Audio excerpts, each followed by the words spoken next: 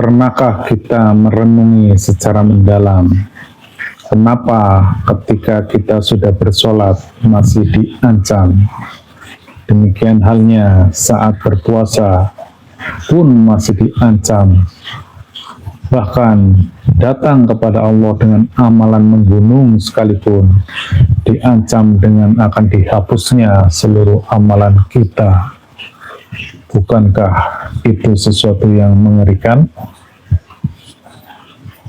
Jumpa lagi dengan Mbah Mun Ajab dalam channel Tasawuf dalam perspektif ilmiah wa amaliyah.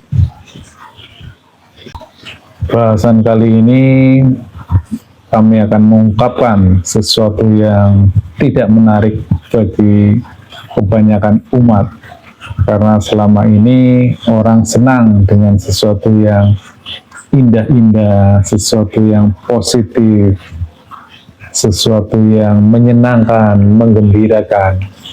Itu adalah ciri-ciri dari alam relatif, alam dunia ini.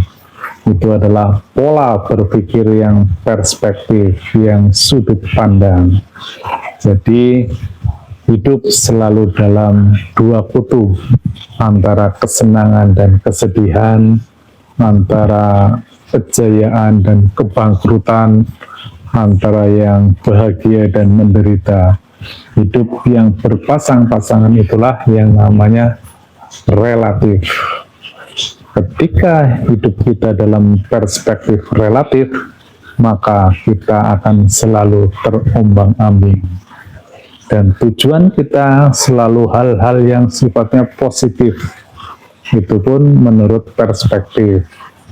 Yang enak-enak, yang cantik, yang ganteng, yang banyak uang, yang jabatannya tinggi, yang senang-senang kemana-mana.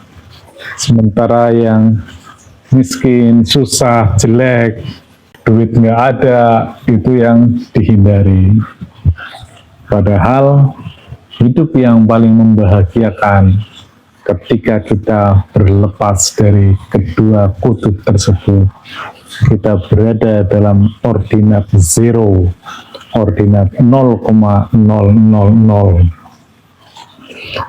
Banyak duit ataupun sedikit duit, yang dianggapnya kebahagiaan maupun kesusahan, itu adalah hal yang biasa-biasa saja. Baiklah, pemirsa dimanapun berada, kami ingin mencoba mengungkap sebuah amalia-amalia yang menurut persangkaan kita adalah sesuatu yang luhur, yang baik, yang mulia, namun ternyata itu mendapat ancaman yang sangat menyakitkan. Yang pertama, fawailul lil musallin, celakalah orang yang sholat, yaitu orang yang lalai dalam sholatnya. Atas dasar ayat tersebut, maka masihkah kita pede dan yakin bahwa sholat kita tidak termasuk ke dalam golongan fawailul lil musallin, sholat yang lalai, sholat yang membuat kita celaka? Bagaimanakah kalau kriteria lalai itu adalah sholat yang tidak khusyuk? Karena di ayat lain juga menyebutkan beruntungnya orang yang khusyuk dalam sholatnya. Jadi itu nyaris presisi pemahaman itu. Artinya orang yang lalai sholatnya adalah orang yang tidak khusyuk.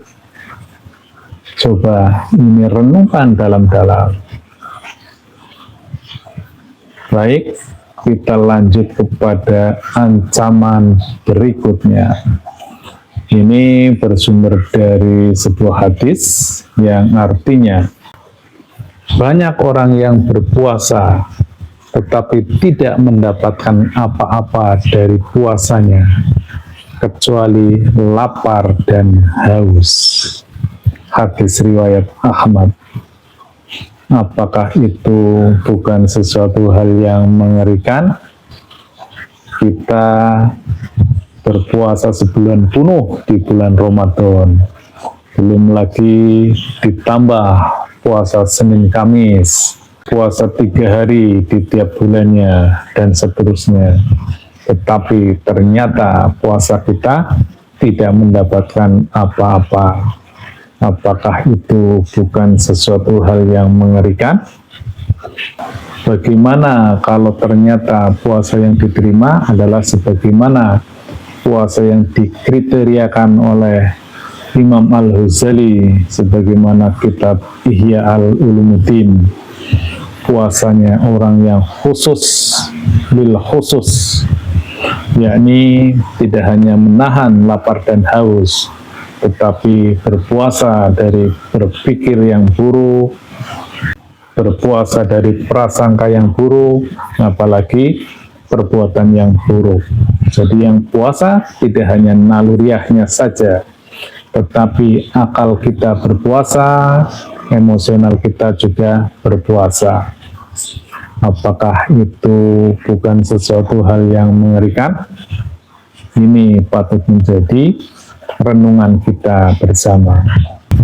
Kemudian ancaman berikutnya yaitu bagi orang yang suka bersedekah. Sebagaimana Quran surat Al-Baqarah 264 yang artinya, hai orang-orang yang beriman, janganlah kamu menghilangkan sedekahmu dengan menyebut-nyebutnya dan menyakiti perasaan si penerima. Apakah itu bukan suatu hal yang mengerikan?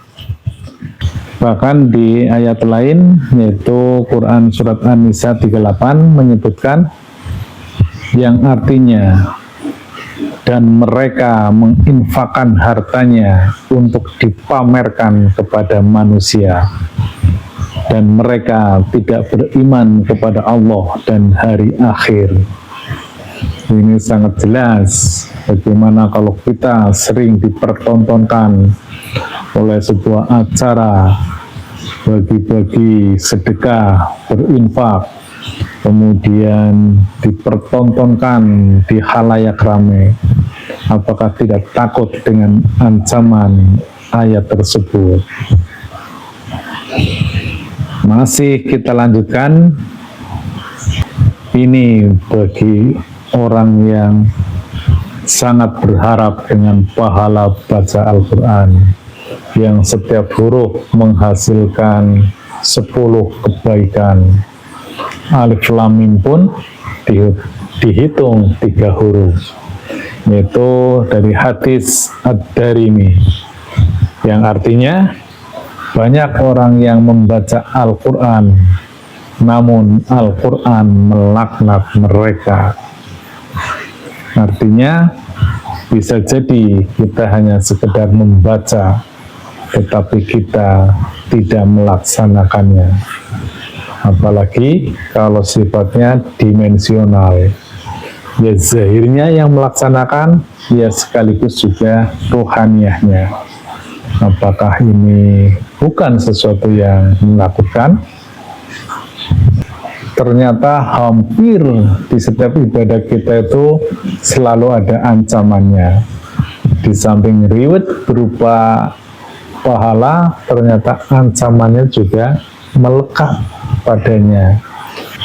Dan yang paling mengerikan ini hadis riwayat Ibnu Majah, yang artinya akan datang suatu kaum dari umatku di hari kiamat dengan amal seperti gunung Tihamah, tapi Allah jadikan amal itu seperti debu berterbangan.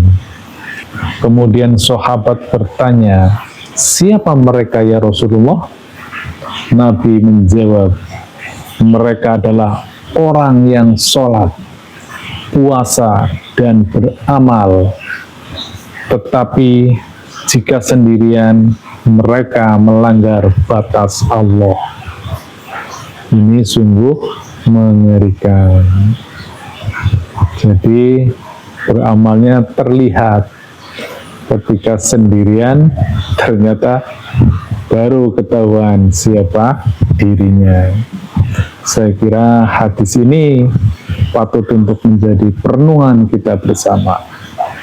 Oleh karena itu, kami dari Majelis Zikir Tarekat Naksabandia Kholidiyah Nusantara, sebuah tarekat arwahi, mengajak kepada semua untuk lebih berbenah diri, bahwa kita sebagai manusia adalah mempunyai dua perspektif. Di samping lahiriah kita juga mempunyai sisi batiniah. Ketika kita beribadah baru sebatas lahiriahnya saja, boleh jadi itu adalah amat belum mencukupi, karena hakikat manusia adalah makhluk ruhaninya. Kalau zahir kan ini hanya sebatas tempelan saja, hanya sebatas entitas untuk ditempati oleh sang ruhani tersebut. Untuk itu sudah saatnya lah kita membuka diri kita, dan ada sebuah ilmu yang mempelajarinya tentang hal tersebut, yaitu ilmu tasawuf, yang intinya adalah bagaimana kita mensucikan jiwa kita, atau tazkiyatun nafas.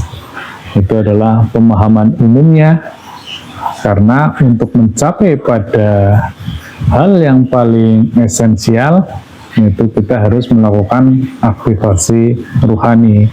Itulah yang disebut dengan laku torekot.